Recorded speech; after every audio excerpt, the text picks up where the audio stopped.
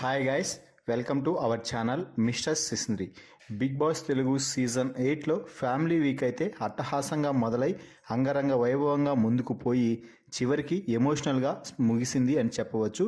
Big boss హౌస్లోకి tasty Teja mother తప్ప మిగిలిన కంటెస్టెంట్స్ యొక్క కుటుంబ సభ్యులందరూ కూడా వచ్చి వారి వారి సభ్యులకి అంటే వారి వారి పిల్లలకి, హౌస్మేట్స్కి, అలాగే మిగిలిన వారందరికీ కూడా మంచి ఫీడ్బ్యాక్ అయితే ఇచ్చి వెళ్ళారు.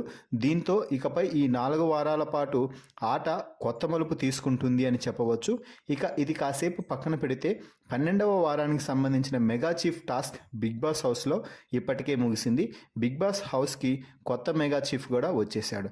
బిగ్ బాస్ హౌస్ కొత్త మెగా చీఫ్ ఎవరు అంటే ముక్కు అవినాష్. మరి ఇది నిజమే, ముక్కు అవినాష్ మరోసారి మెగా చీఫ్ అయ్యాడు అనే చెప్పవచ్చు. ఇప్పటి వరకు మెగా చీఫ్ కానివారు, అలాగే మొదట్లో చీఫ్ కానివారు కూడా చాలామంది బిగ్ బాస్ హౌస్లో ఉన్నారు. అయితే బిగ్ బాస్ హౌస్లోకి వచ్చిన 6 వారాల్లోనే 2 సార్లు ఏకంగా మెగా చీఫ్గా నిలిచి అవినాష్ సరికొత్త రికార్డు క్రియేట్ చేశాడు అని చెప్పవచ్చు. ఇక ఫ్యామిలీ వీక్ ముగిసిన తర్వాత బిగ్ బాస్ ఒక టాస్క్ అయితే ఇవ్వడం జరిగింది. అదే మెగా చీఫ్ టాస్క్. ఆ టాస్క్ ఏమిటి అంటే ముడులలో తాడులు ముడివేసి ఉన్నాయి. ఆ తాడులు ముడివేసిన దాంట్లో మెగా చీఫ్ అనే అర్థం వచ్చేలా కొన్ని వర్డ్స్ అయితే పెట్టడం జరిగింది.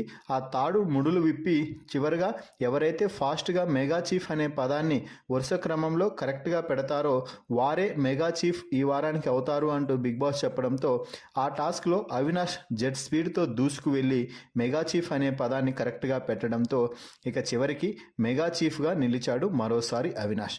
సో ఈ దెబ్బకి అవినాష్ ఇక ఏకంగా ఫినాలే వీక్ చివరి వారానికి చేరిపోయినట్టే అని చెప్పవచ్చు. అయితే ఇది అవినాష్కే మైనస్గా మారే అవకాశం కూడా ఉంది. ఇప్పటి వరకు కేవలం ఈ వారం మాత్రమే నామినేషన్స్లోకి వచ్చాడు. మరి ఈ వారం కూడా అవినాష్కి అంతగా ఓటింగ్ అయితే జరగలేదు.